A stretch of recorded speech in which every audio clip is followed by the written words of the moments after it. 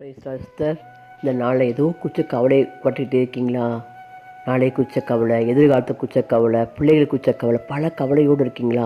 இந்த நாள் ஆண்டவர் சொல்கிறார், பிலிப்பியர் 4:6 சொல்கிறாரு, ஒன்றுக்கு நீ கவலைப்படாமல் என்கிட்ட சொல்லுன்னு சொல்கிறாரு.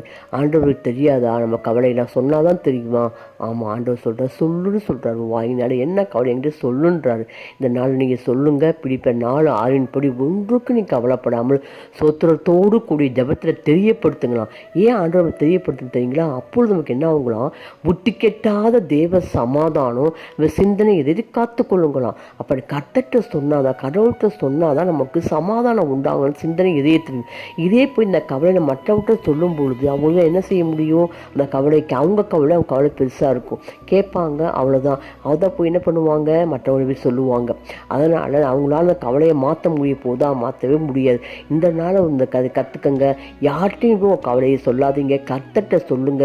என்ற கடவுள் சொல்கிறாரு, ஒன்று கவலைப்படம் என்று சொல்லுன்னு சொல்கிறாரு. இந்த நாளில் போய் நான் கடவுள்கிட்ட சொல்லுவேன், நான் சமாதானத்தை பெற்றுக்கொள்வேன்னு சொல்லி இந்த வசனத்தை தெரிந்து கொள்ளுங்க. கர்த்தர்கிட்ட சொல்லுங்க, சமாதானத்தை பெற்றுக்கொள்ளுங்க. வேறு யார்கிட்ட நீங்கள் சொன்ன அவசியமே இல்லை. உங்கள் கவலை மாறாது. மற்றவங்கள்ட்ட சொன்னால் உங்கள் கவலை மாறாது.